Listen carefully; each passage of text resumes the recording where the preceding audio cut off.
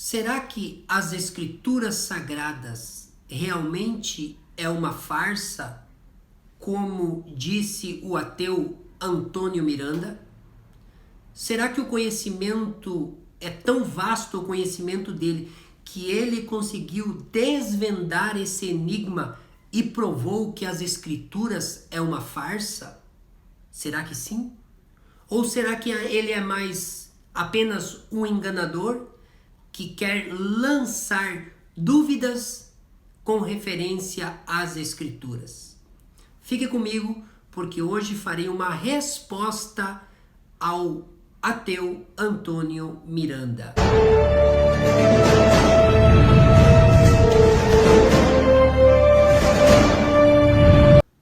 Olá, meu querido irmão e minha querida irmã. Seja muito bem-vindo ao canal João Pedro Torales. Aqui a Bíblia revela. Querido irmão e querida irmã, seja muito bem-vindo.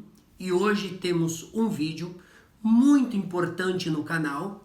É um vídeo resposta ao ateu Antônio Miranda, ao qual fez um vídeo, abordando e supostamente provando que a Bíblia é uma farsa.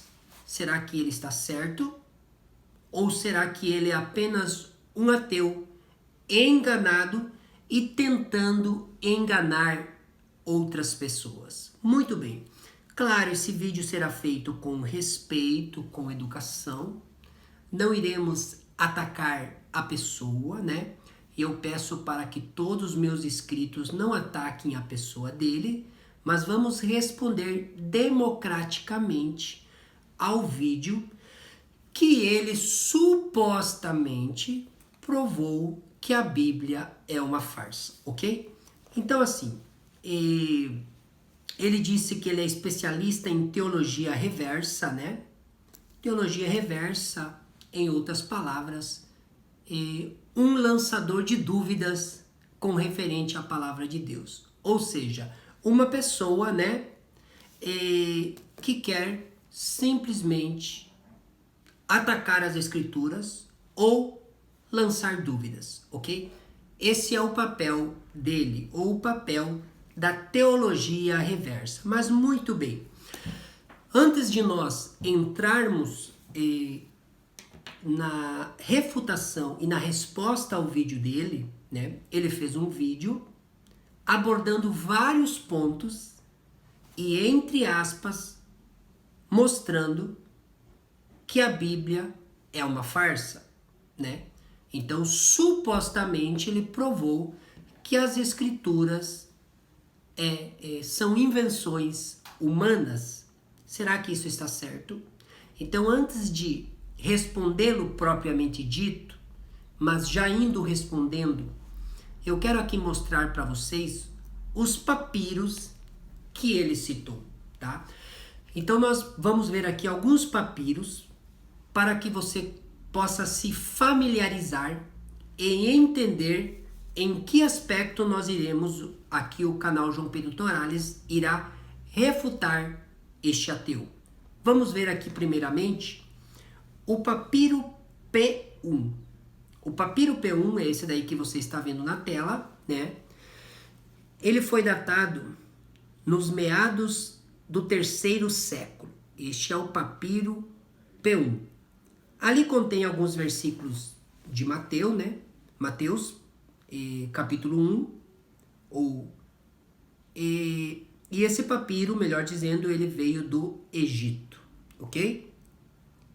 Agora estou colocando ali na tela para você ver o papiro P9. O papiro P9 também foi feito nos meados do 3º século. Ele vem também do Egito e tem versículos de 1 João, certo? Esse é o segundo papiro. Temos o papiro P28, também dos meados do 3º século, e também fala de João. Este é o próximo papiro, é o papiro P52. Este papiro trata do Evangelho de João, capítulo 18, né? E é do meados do segundo século. Esse papiro é o papiro mais antigo que nós temos e também vem do Egito. O próximo papiro é o papiro P64.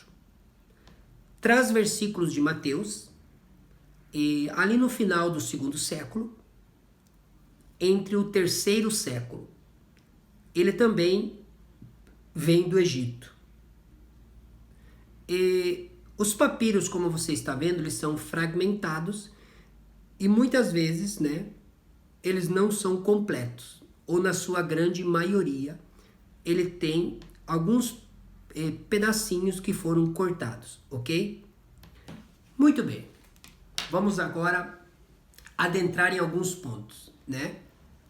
Eu vou ler aqui o que o Antônio Miranda falou e eu irei argumentando e mostrando para vocês, ok? Então, assim,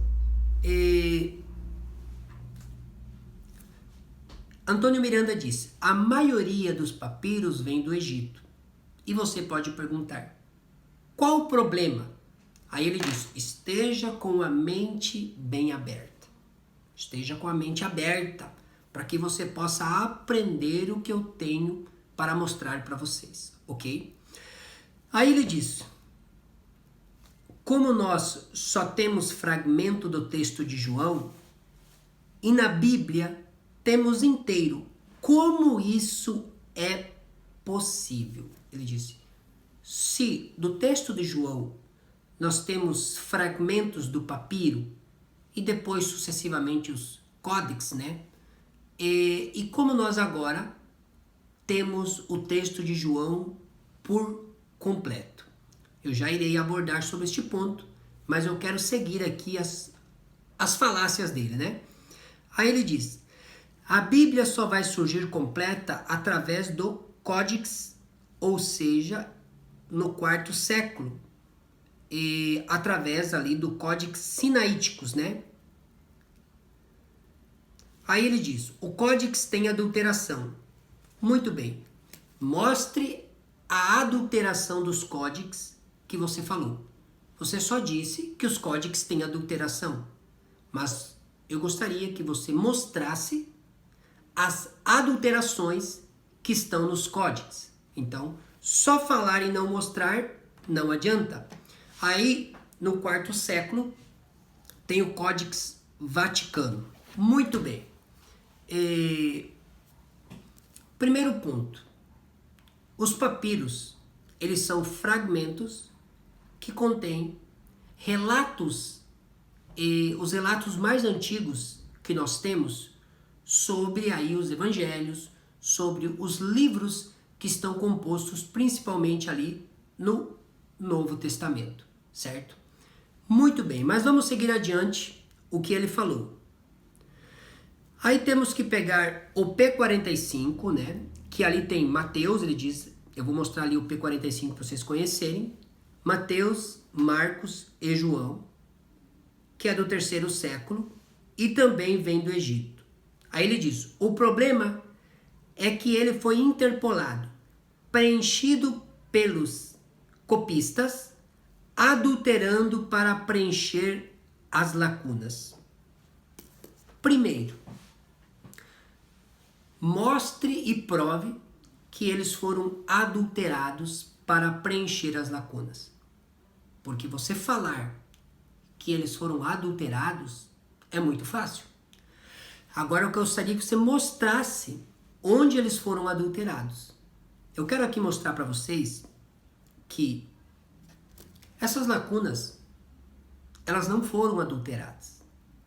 As lacunas, elas foram colocadas palavras para dar sentido em alguns pontos dos textos bíblicos que faltavam sentido, certo? Mas isso não compromete a essência do texto. Por exemplo, né? Por exemplo, nós podemos pegar ali um ponto onde fala da história de Jesus atravessando o rio. Mas muita vez diz: Jesus entrou no barco.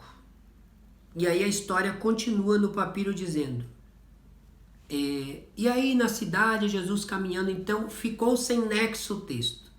Então abre-se o colchetes e se escreve: e Jesus atravessou o rio, e aí sim estava caminhando nas cidades. Então, quando os copistas colocaram algumas palavras para dar sentido ao texto, isso não é adulterar o texto.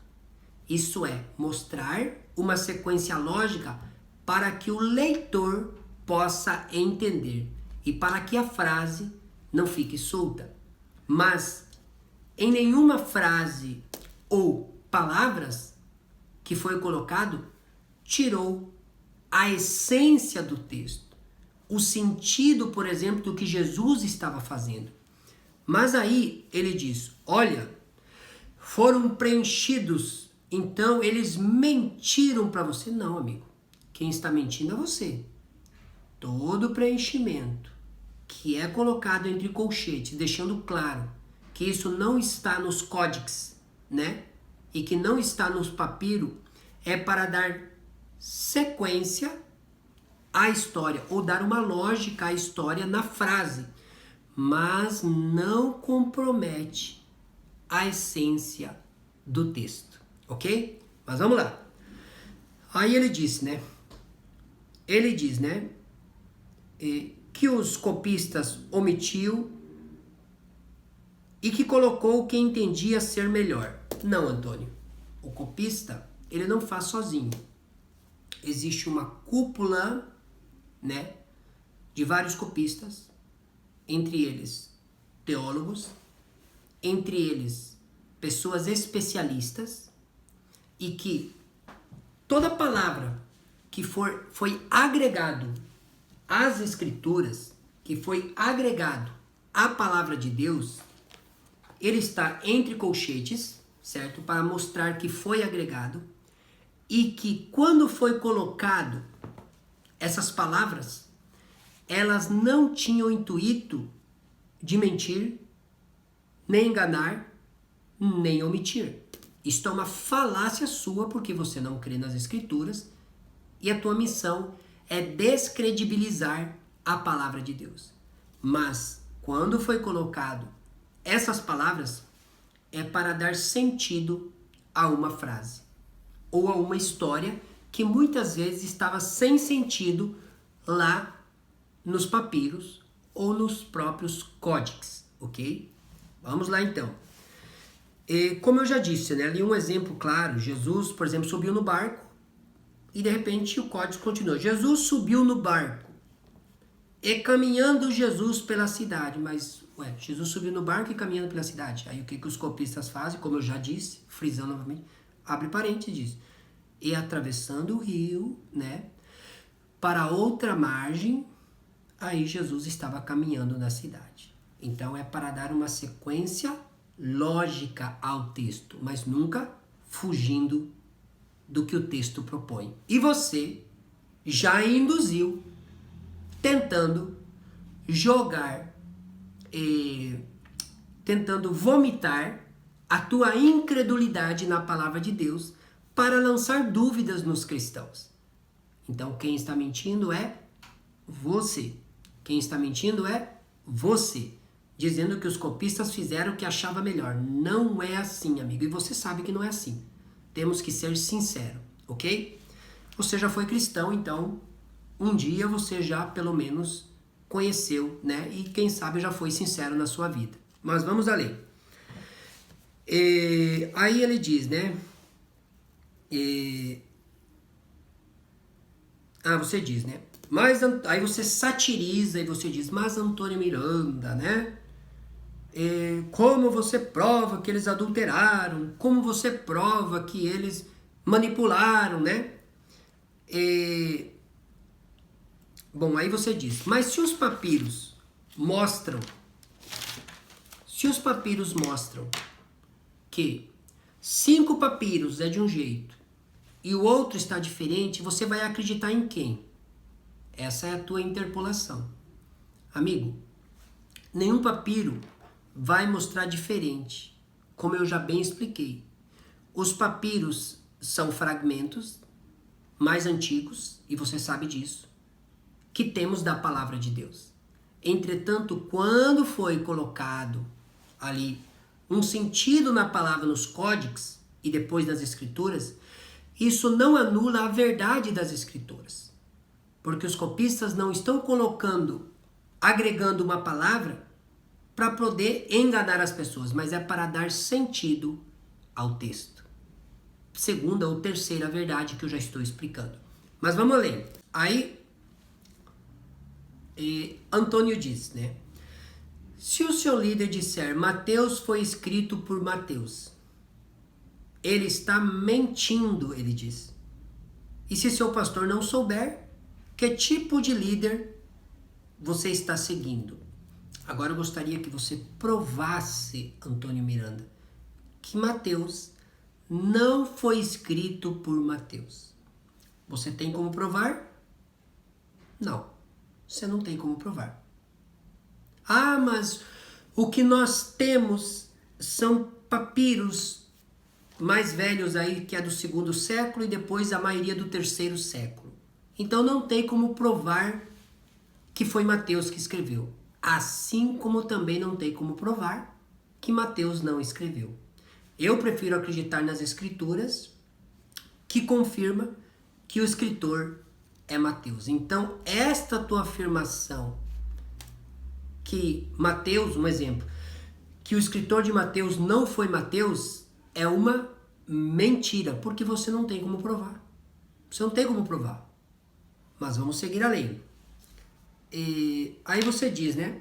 Veja os livros de Romanos, Gálatas, Coríntios, né? E onde estão essas cidades? Ou esses papiros não estavam nessas cidades? Por que os papiros vieram do Egito, né? Por que os papiros vieram justamente do Egito? E aí ele diz, isso é um problema gravíssimo. Por que os papiros não vieram das cidades de Corintos, de Gálatas? Porque vieram do Egito e a maioria do 3º século. Bom, vamos lá. Primeiramente, a forma escrita antiga, a mais antiga, uma das mais antigas, melhor dizendo, é o papiro. O papiro é uma planta, é como se fosse uma árvore, né? Ali flexível, né? E que ela era produzida no Egito. Então, no Egito, era a fonte primária da onde eles traziam os papiros. Então, sucessivamente, as escritas antigas, a grande maioria, vem do Egito, entendeu? Porque a matéria-prima vem do Egito. Então, um dos pontos por que esses papiros vêm do Egito é porque a matéria-prima vem de lá, entendeu? O fato de vir do Egito não significa que seja algo mentiroso, mas está mostrando que a matéria-prima veio do Egito. Então, sucessivamente, a escrita seria através dos papiros egípcios. Mas isso não quer dizer justamente que tenha surgido no Egito. Não. São histórias, né? Vivências que foi vivida e repassado e mantido pelo poder de Deus. E se a matéria-prima vem do Egito, sucessivamente seria escrito nos papiros egípcios, ok? Então esse é o segundo ponto. Aí ele diz, né? Se você pegar o Evangelho de Mateus e depois ler o Evangelho de Lucas de forma horizontal, que nada mais é que você ler a mesma história em Mateus, a outra história em Lucas, né? Aí ele diz, né? Eles estão tentando narrar pontos similares, mas eles são diferentes um dos outros. Então, mostra que tudo isso é uma mentira, assim diz o ateu Antônio Miranda. Eu vou lhe explicar algo importante aqui para você. Por que o Evangelho de Mateus não é igual ao de Lucas? Será porque eles estão mentindo? Ou é porque Deus respeitou a forma escrita ou a vivência de cada autor.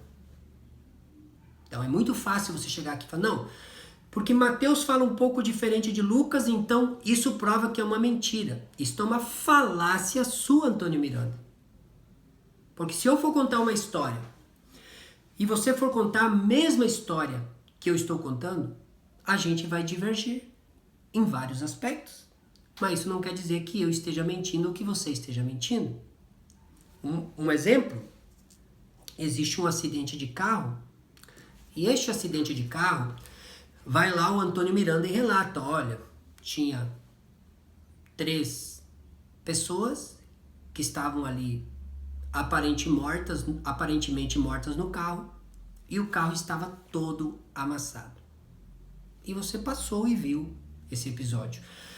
Aí vai o João Pedro Torali e diz, olha, tinha 3 pessoas, e no banco de trás estava um bebê machucado também, e também tinha um cachorrinho machucado atrás.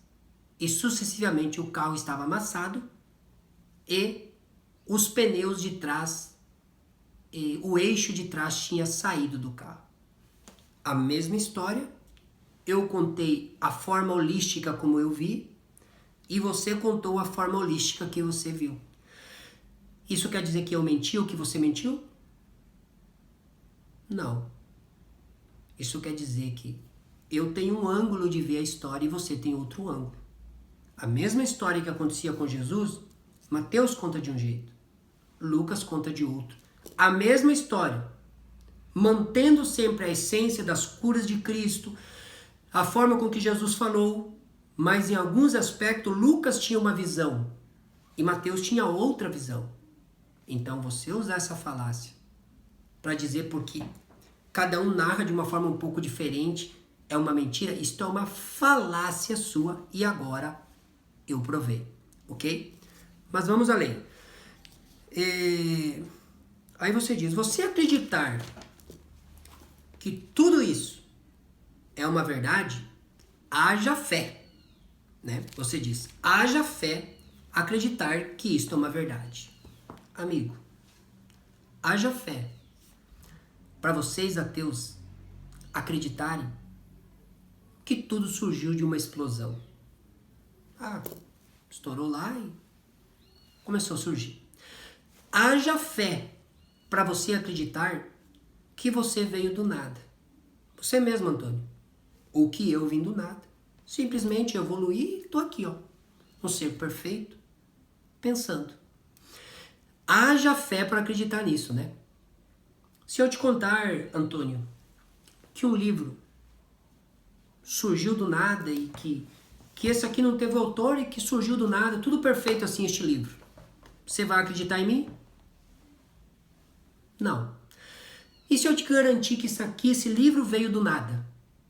Você vai falar, João, você tá louco? Um livro não pode surgir do nada? Teve um autor? E como tu queres dizer que você veio do nada? Para criar um ser perfeito igual nós, tem que ser alguém muito mais perfeito. Para criar um planeta, um universo perfeito, tem que ter uma inteligência muito mais perfeita.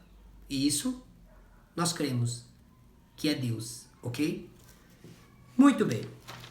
Eu quero aqui, finalizando esses pontos, você diz, por que os apócrifos, né, não estão na Bíblia, né? Se a fabricação dos apócrifos, às vezes, tem partes que são mais antigos, né, do que alguns escritos da Bíblia. Sabe por quê, Antônio? Porque os apócrifos ensinam coisas contrário ao caráter de Deus. Se está ensinando coisa ao contrário ao caráter de Deus, sucessivamente não vem da verdade de Deus. Ensinando espiritismo, reza aos mortos, que Jesus matou. Você mesmo falou isso é uma aberração. Então, sucessivamente, quando você pega livros apócrifos que não condiz com o caráter de Deus, não podem ser canonizados e não foram. E aí você disse, eu vou dizer na lata, né? na lata para vocês que eles estão mentindo para você. Eu vou dizer para você na lata, na tua lata, para todos os ateus. Ateus estão enganando as pessoas dizendo que nós viemos do nada, ou de um Big Bang, ou do futuro da evolução, e aí vai evoluindo e surgiu. Isso é uma mentira. É uma mentira. Quando um ateu diz que do Big Bang foram surgindo as coisas, né? É uma mentira. Quando um ateu diz que o ser humano surgiu do macaco ou do sistema evolutivo e daí foi evoluindo, isso é história da carochinha. Estão mentindo? Eu vou dizer na lata para você, Antônio, você está tentando enganar as pessoas, certo? Se você um dia foi cristão, hoje o inimigo usa você, e por usar você, você tenta induzir as pessoas a ir contra a palavra de Deus, e você não provou nada no seu vídeo. Tudo o que você falou eu aqui apresentei e mostrei evidências que você está equivocado, ou que você está tentando induzir as pessoas. Eu prefiro acreditar num Deus criador do que ser fruto do acaso. Vou falar na lata. Eu prefiro acreditar que eu sou fruto de um Deus criador, poderoso, que criou o ser humano de maneira perfeita, do que acreditar que eu surgi do nada, que eu vim do além, que eu sou filho do acaso, porque todo ateu que não crê em Deus, ele é filho do acaso. Não sabe de onde veio, não sabe para onde vai, e a vida dele é aqui. Ele não tem esperança. Agora nós cremos num Deus que curou, num Deus que transformou a água em vinho, num Deus que deu vista aos cegos, num Deus que vai voltar. Então você que está seguindo o ateísmo, liberte-se, porque o ateísmo é um laço do diabo para enganar as pessoas e conduzir as pessoas à morte eterna, porque Jesus voltará. E todos os zombadores, todas as pessoas que trabalharam contra a palavra de Deus e contra Deus, quando verem Jesus voltando nas nuvens dos céus, vão se arrepender, mas será tarde. Aproveite esse momento para você refletir que você não é fruto do acaso, que a palavra de Deus é a maneira mais segura de nós conhecermos a Deus. Deus te abençoe, Deus te ilumine. Gostou do vídeo? Compartilhe esse vídeo e não se esqueça de se inscrever no canal e ativar as notificações. E deixe seu like se você gostou do vídeo. Fique na paz do Senhor Jesus.